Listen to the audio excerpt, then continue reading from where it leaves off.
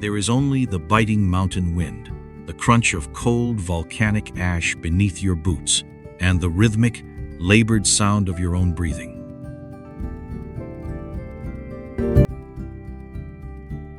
You are standing on the razor-thin ridge of Mount Agung, an active stratovolcano that towers over 3,000 meters into the freezing Indonesian sky.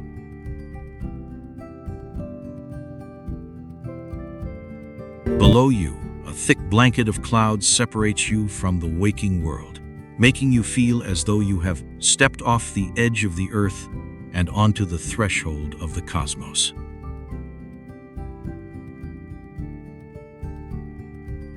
To your left, a faint golden ribbon of light begins to bleed across the horizon, casting long, dramatic shadows over a landscape forged in fire and absolute devotion.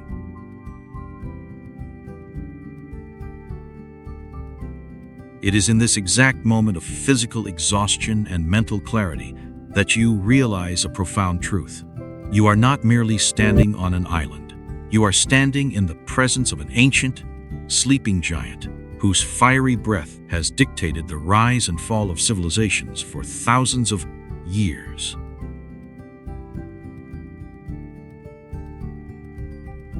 This is not the tourist postcard you were promised. This is the raw, untamed realm of sovereign spiritual forces, where the physical and the metaphysical collide with terrifying beauty.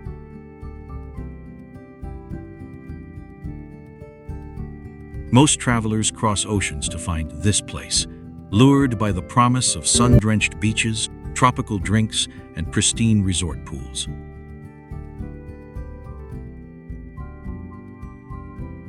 They come looking for a temporary escape from their mundane realities, snapping photos of concrete gates and manicured gardens, never realizing that they are merely scratching the surface of a deep, ancient mystery.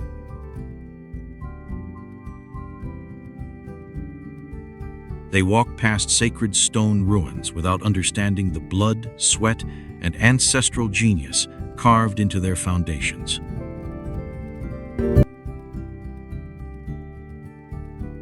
They miss the real story of this extraordinary province.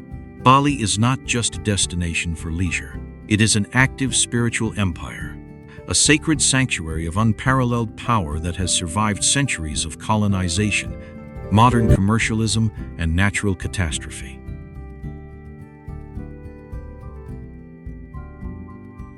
If you look past the modern cafes and busy tourist hubs, you will discover an island shaped by raw geological dominance and unwavering spiritual sovereignty.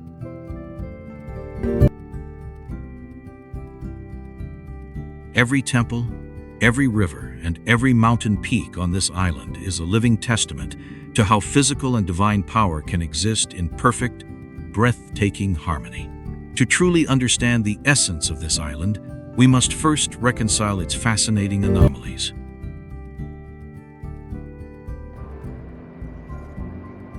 Located within the vast Indonesian archipelago, a nation of over 17,000 islands, defined predominantly by Islamic heritage, Bali stands as a vibrant, defiant enclave of Hinduism.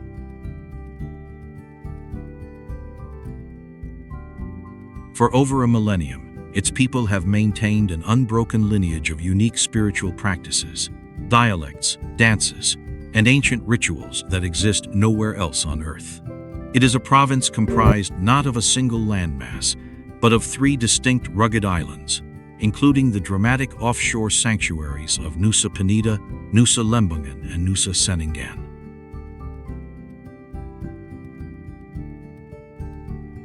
Each of these landmasses carries its own unique energy, from the towering, windswept limestone cliffs of the south to the fertile, volcanic highlands of the north.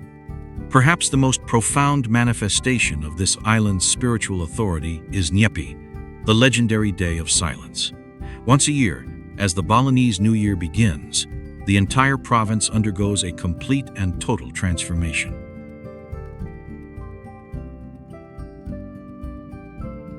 For 24 hours, all physical activity ceases. The lights across the island are extinguished, the bustling streets are emptied of all traffic, and even the international airport halts its operations, grounding every flight.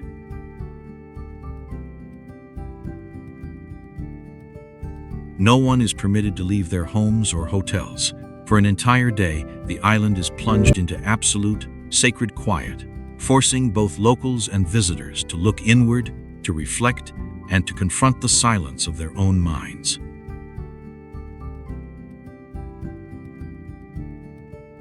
It is a radical, collective act of spiritual purification that resets the island's energy, proving that true power does not lie in constant movement, but in the strength to stand completely still. Yet, this island is also a place of fascinating sensory contrasts.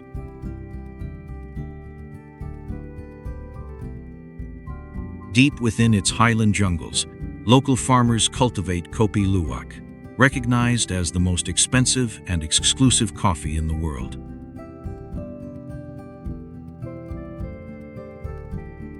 Produced through a highly unusual natural fermentation process involving wild Asian palm civet cats, this rare brew serves as a symbol of the island's deep, sometimes mysterious connection with the natural world.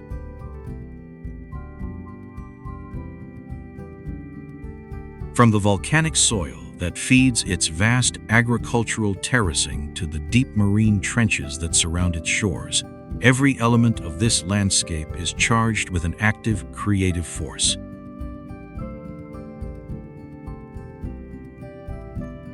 As we begin our journey into this ancient land, we travel first to the emerald heartland of Ubud, arriving at the iconic Tagalalang rice terraces.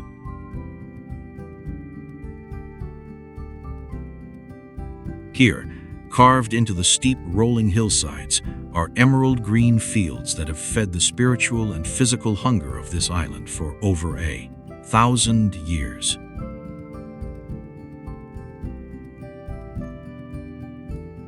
As the early morning sun begins to paint the terraced steps in shades of brilliant gold, you are forced to look beyond their aesthetic beauty and recognize them for what they truly are: a historic, highly sophisticated engineering marvel.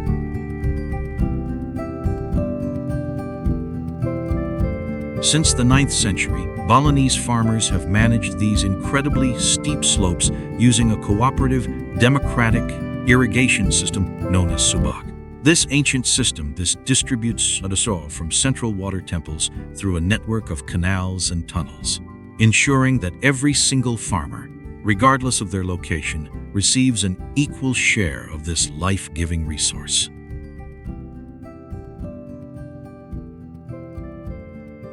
It is a delicate, sacred balance between humanity, nature, and the divine, a living philosophy known as Trihita Karana.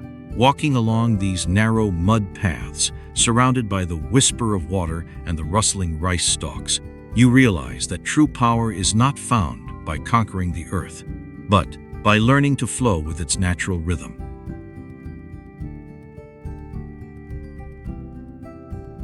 Now, look at yourself. You are sitting in the comfort of your room, staring at a cold, glowing screen, watching this paradise from a safe, distant perspective. How many more years will you spend as a passive observer, watching others claim their adventures and discover the mysteries of the world, while you remain trapped in the predictable, comfortable routines of your daily life? The ancient kings of this island did not build their empires by playing it safe, and the spiritual masters did not find enlightenment by avoiding the climb.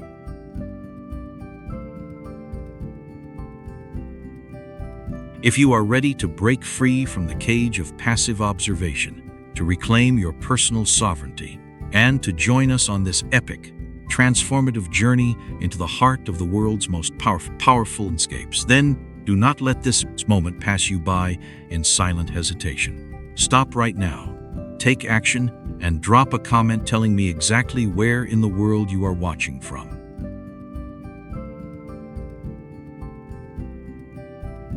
Hit that like button, subscribe to Legends of Power, and turn on your notifications so you never miss a single step of our upcoming explorations. Reclaim your spirit of adventure, and let us dive deeper into the ancient mysteries of this sacred island together.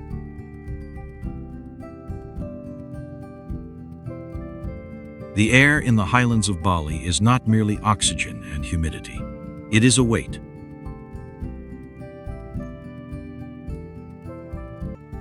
It is the collective exhale of a million prayers offered at sunrise.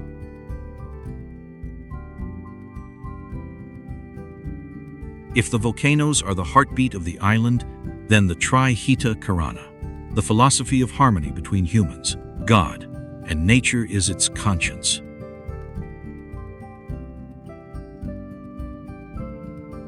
But throughout history, this balance was never a stagnant gift. It was a contested arena, particularly when the shadow of colonial ambition stretched across the Java Sea in the early 20th century.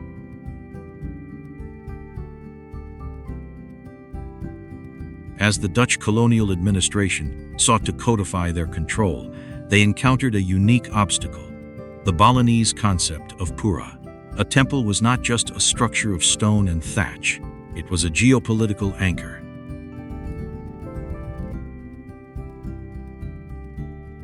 To control the people, one had to command the ritual cycle. This is where we see the ultimate clash of ideologies: the European drive for efficiency versus the Balinese drive for cosmic equilibrium.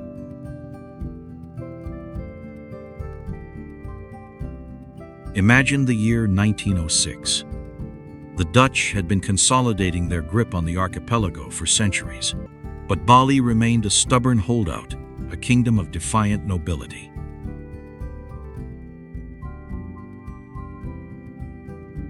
The Dutch, emboldened by industrial might, approached with demands for submission. The Balinese royalty, governed by a rigid code of honor, faced an impossible choice: a life of subservience under foreign rule, or a death that would etch their names into the spiritual consciousness of the island forever.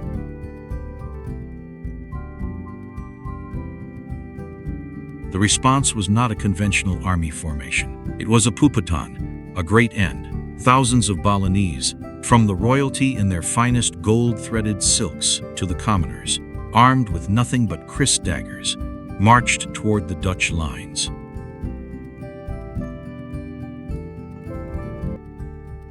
They weren't looking for a military victory. They were performing a ritual. By choosing death over dishonor, they believed they were cleansing the island's energy, ensuring that no colonial master could ever truly own the land's spirit.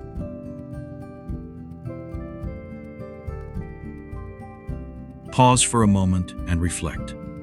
If you were in their position, knowing that total defeat was inevitable, would you choose the path of survival through submission, or the path of sacrifice to preserve your cultural identity? Leave a comment below. Does honor still hold the same weight in our modern practical world, or has it become a relic of the past?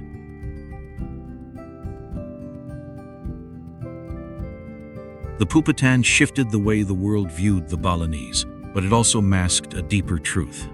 The Dutch, stunned by the ferocity of the ritualized suicide, turned toward a strategy of cultural preservation as a means of control.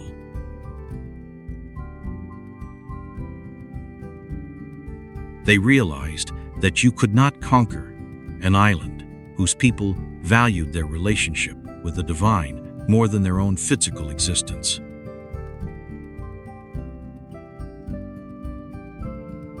They began to fetishize the culture, turning the island into a living museum for Western eyes. This creates an interesting tension that still exists today.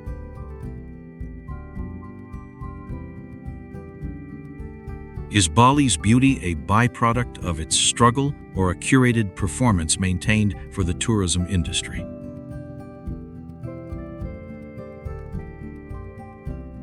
The tension between the sacred space of the Pura and the commercialization of the exotic is the central conflict of the modern Balinese experience.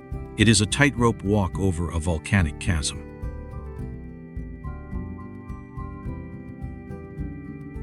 Consider the Subak system again, that ancient egalitarian irrigation cooperative. It was never just about water.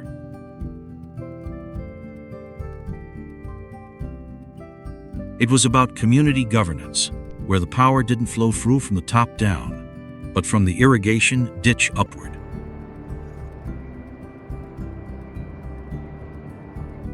The Dutch tried to centralize what was inherently decentralized. They failed simply because you cannot tax a system that is held together by temple offerings and community consensus.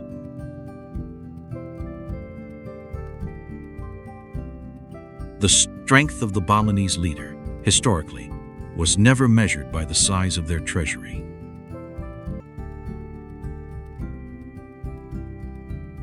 It was measured by their ability to maintain the subak system and the temple calendar.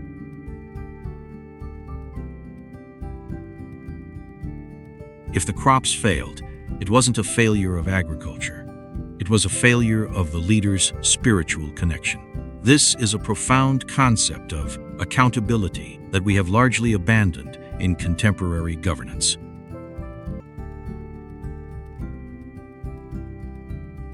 If we held our modern politicians to the same standard, where they are only as powerful as the success and well-being of the collective, how do you think our society would change? I'd love to hear your thoughts in the comments. Let's keep the conversation going.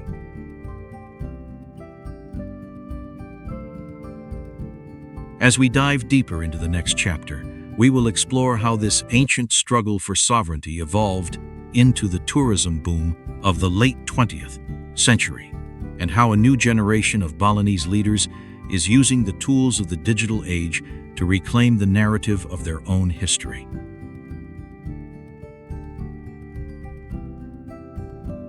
But before we cross that bridge, I want to ask you, what is the most powerful story you've ever heard about a culture standing up to an empire?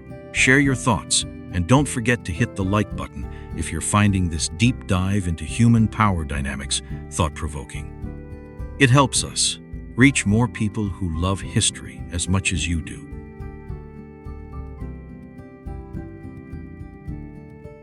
If the early 20th century was defined by the clashing of swords and the quiet defiance of rituals, the 21st century is defined by the clashing of pixels and the noise of a billion screens.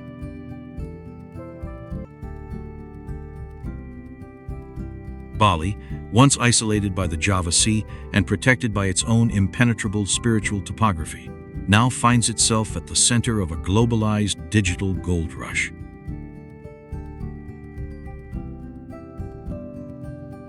The struggle today is no longer against a colonial army marching in formation. It is against the subtle, creeping erosion of cultural identity caused by hyper-tourism and the digital nomad phenomenon.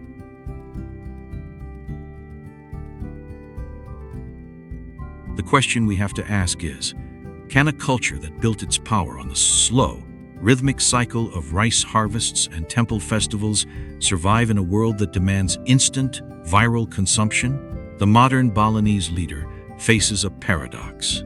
To preserve their heritage, they need the resources that come from global engagement. But the very act of opening the gates to the world invites the commodification of the sacred.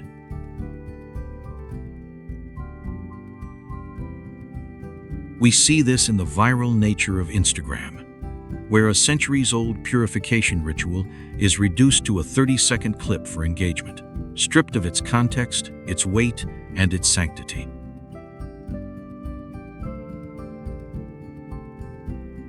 Yet, there is a fascinating shift occurring.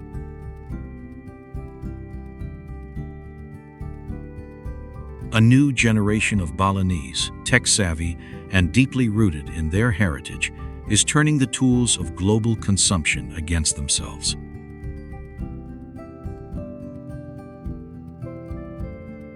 They are using the digital sphere to curate their own history. They are the new architects of the narrative, moving beyond the exotic island trope that the Dutch and later travel industries promoted, to share the actual stories of their ancestors, their legal battles for land sovereignty, and the true meaning of the Tri-Hita Karana.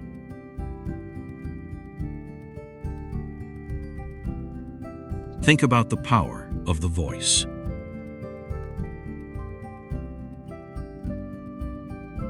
Historically, the story of Bali was told by the outsider, the traveler, the anthropologist, the colonizer. Today, the platform belongs to the Balinese.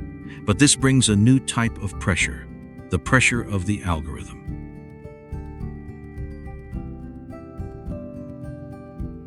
To be heard, you must play by the rules of the platform. You must be catchy, you must be visual, and you must maintain that curiosity loop to keep the viewer from scrolling away.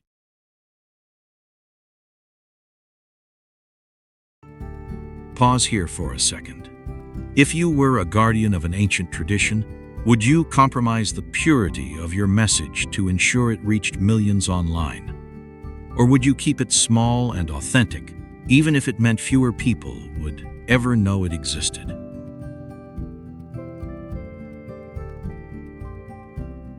I'm genuinely curious about your take on this. Let me know in the comments. Is going viral worth the risk of losing the true meaning behind your message? This digital transition echoes the historical resilience of the Subak system.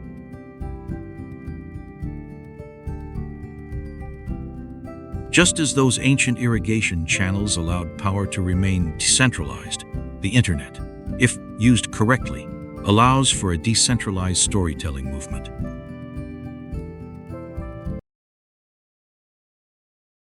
No longer are the museums or the history books the sole gatekeepers of the truth.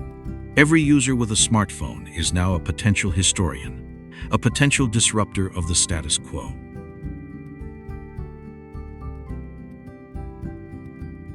But we must acknowledge the vulnerability here.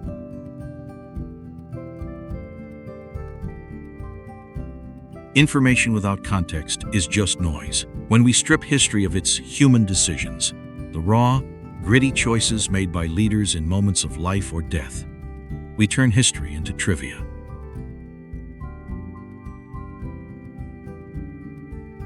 We lose the emotional depth that makes these stories matter to us in our own lives. The challenge for these new creators is to maintain that area hook we talked about. The emotional anchor that makes a stranger's struggle feel like your own. That brings us to an important question for you. When you watch historical content online, what is the one thing that keeps you watching to the very end?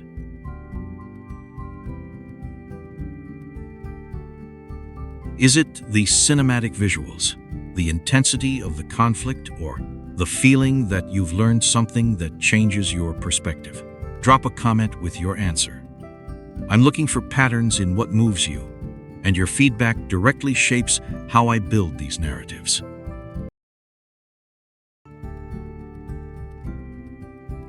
As we look toward the final chapter, we move from the digital reclamation to the future of power itself.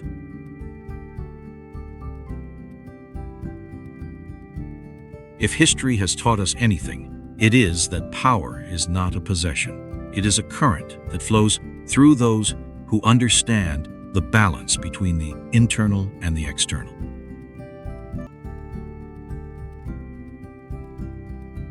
The Balinese story is not over. It's simply its most volatile chapter yet.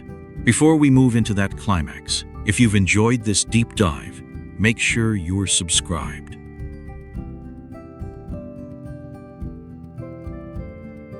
We're building a community of people who look past the surface to find the human decision-making that shifts the course of history. If this episode made you think, share it with one person today who loves history. It helps us keep the channel growing.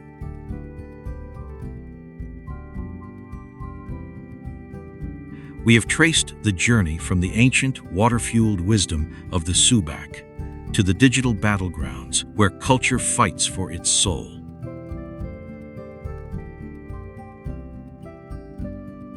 Now, we arrive at the most critical juncture, the present. We are witnessing a unique phenomenon in Bali that serves as a microcosm for the entire world.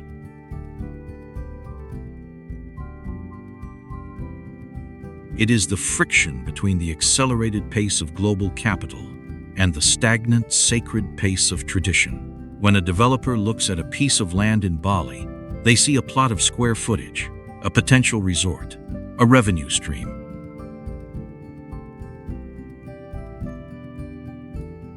When a Balinese elder looks at that same plot, they see an extension of a temple, a site of ancestral connection, and a responsibility to the land that transcends generations.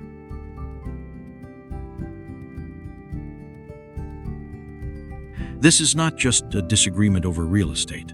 It is a fundamental collision of two entirely different operating systems for human existence.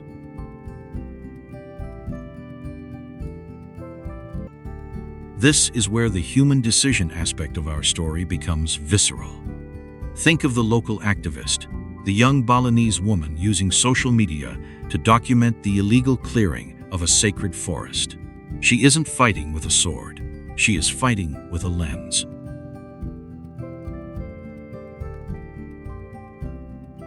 Her weapon is the algorithm. She knows that if she can capture the collective outrage of a global audience, she can stall the bulldozer. But here is the irony that every leader in this space must confront.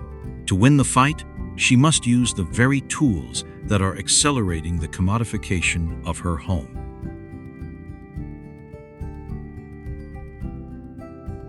She must create content that performs. She must be engaging. She has to strip the sacred complexity of her culture into bite-sized, digestible emotional arcs that fit into a TikTok or a YouTube short. I want to pause here and ask you something that hits at the core of our modern dilemma. If you had to use the tools of a system you disagreed with, like social media or corporate platforms, to save something you loved, would you do it? Does the end justify the means when the means involves watering down the very thing you're trying to protect?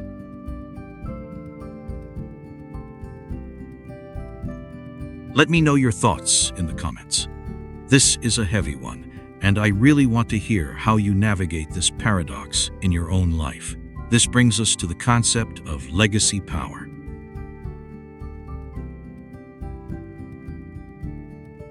In the history of great civilizations, power was often defined by what you built: pyramids, temples, empires. But in this digital, volatile era, power is defined by what you protect.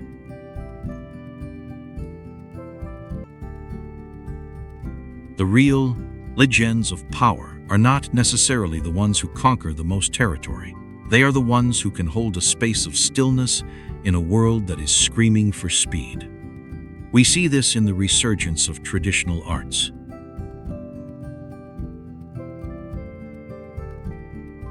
For decades, many thought these practices would die out, eclipsed by global pop culture. Yet, we are seeing a massive resurgence among the youth. They are relearning the gamelan, the intricate dance forms, and the complex ritual languages.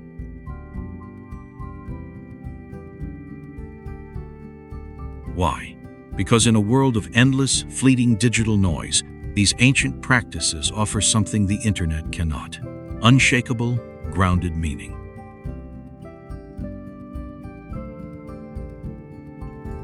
They have realized that if they do not define their own story, the world will define it for them.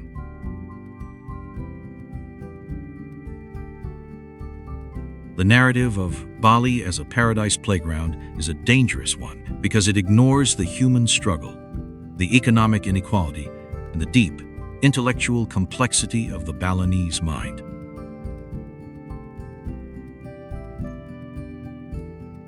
By reclaiming their story, they are shifting from being subjects of history to authors of their future. Think about the communities or the heritage that matters most to you.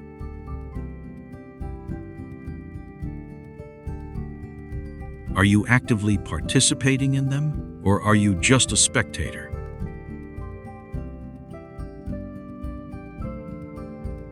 What is one way you can contribute to the survival of a tradition you value? Share your answer below. Your comments often provide the best insights, and I read every single one of them. As we stand on this precipice, looking toward what comes next, we have to recognize that the story of Bali is, At its heart, the story of all of us.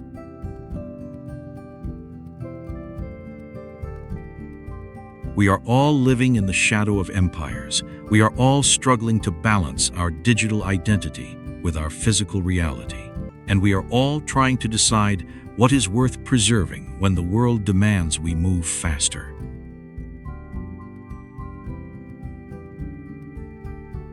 This brings us to the final act of this epic saga.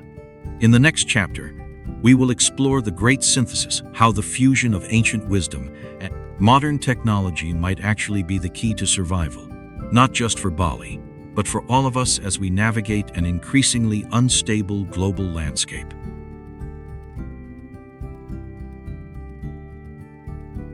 If this realization, that our stories are the final line of defense, has struck a chord with you, please hit that like button.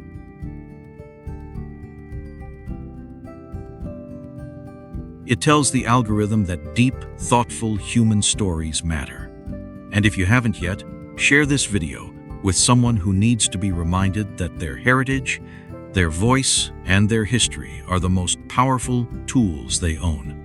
We have traveled from the mist-covered volcanoes of ancient Bali, through the violent collision of colonial ambition, to the high-speed digital trenches of the modern day.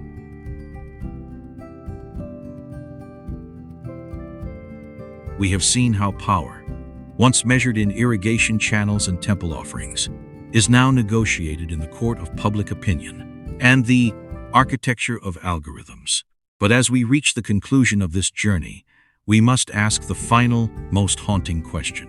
Where does the power go from here? The great synthesis is not a return to the past, nor is it a blind surrender to the future.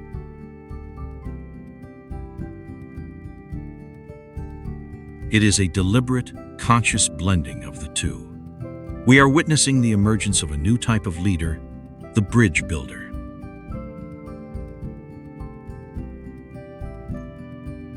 These are individuals who understand that the binary choice between tradition and progress is a false one.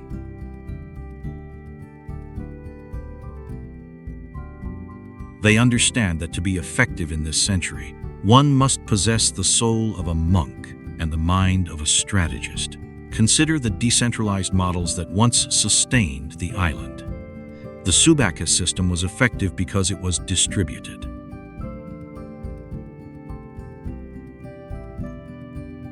No single point of failure could bring the entire system down. In our current digital age, we are seeing a move back toward this, albeit in a technological form.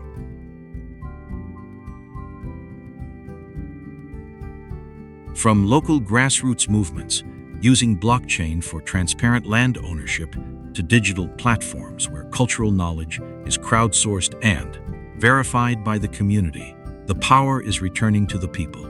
This is the ultimate lesson of the Balinese story. Power is not something you hold, it is something you curate.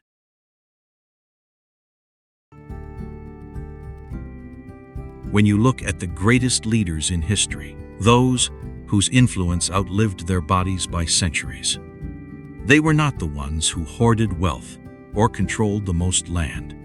They were the ones who curated a legacy of values that others felt compelled to protect.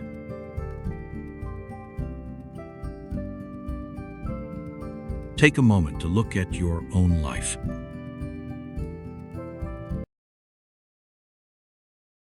What is the one value or principle that you want to be the temple of your own legacy? Is it resilience, transparency, courage, or perhaps something else entirely? I really want to challenge you to be vulnerable here. Drop a comment and tell me one thing you're working to build that will outlast your current digital footprint.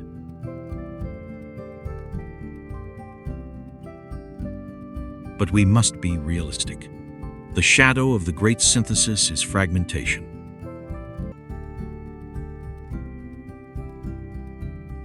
As we become more specialized in our digital niches, we risk losing the common language that allows us to function as a society.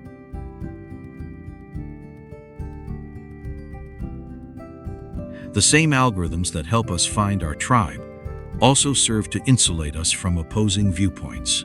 This is where the Balinese concept of trihita karana, harmony between humans, God, and nature, serves as a vital North Star.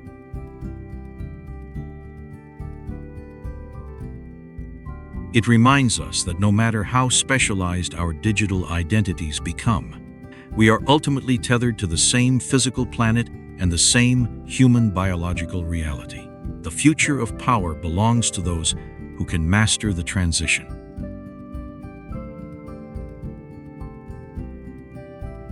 It belongs to those who can translate the complex, slow-burn wisdom of the past into the high-frequency language of the future.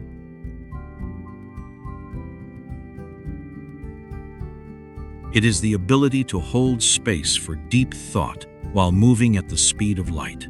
It is the ability to lead with empathy in a world that often rewards the cold calculation of efficiency. We've covered so much ground in this series, and I am so grateful you've stayed with me until the very end of this chapter.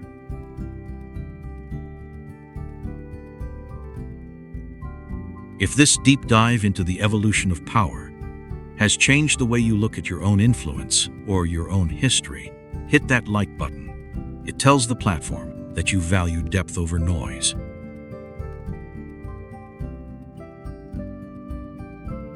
And I want to ask one final favor. Share this entire series with one person who you think is an architect of their own future, someone who is fighting to keep their values alive in a world that's constantly trying to change them.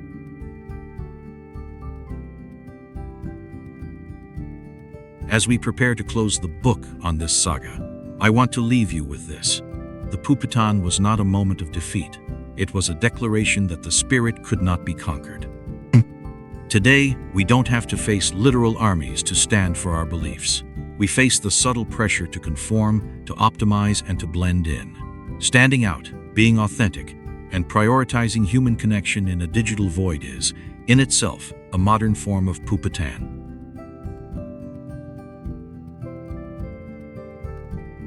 The question is, are you ready to be an architect of your own history? Or will you remain a spectator to the history written by others?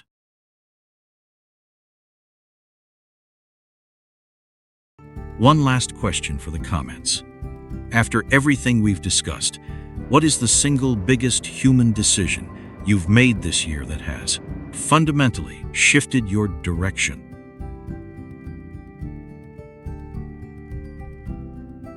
I'm reading every single response, and your stories are the fuel for the next project on Legends of Power. To finalize this project, we need a powerful, cohesive closing segment that ties the Legends of Power brand promise, human decisions, to the viewer's personal journey. Below is the closing sequence designed to maximize your audience's loyalty and encourage them to become repeat viewers. History is not a static line of dates and names.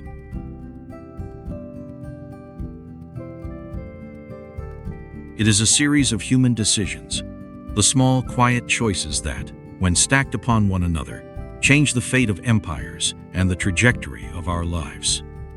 You have just witnessed how the people of Bali used their heritage as an anchor, and how they are now using the tools of the digital age to steer their own ship.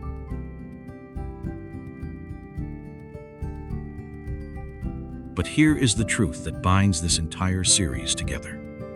You are currently in the middle of your own history. The decisions you make today, what you consume, who you listen to, and what values you refuse to compromise on are the legacy you are leaving for the future. You are not just a viewer of history. You are the architect of it. If you felt that shift, that moment where the past stopped being a story and started being a mirror, then you belong in this community.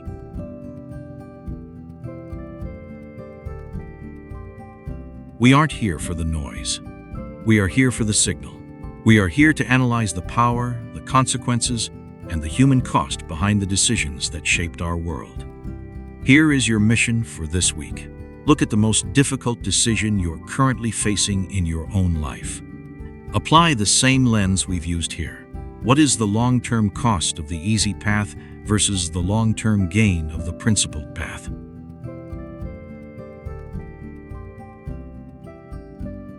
Then, come back here and let me know in the comments. I'm not just looking for comment sprees.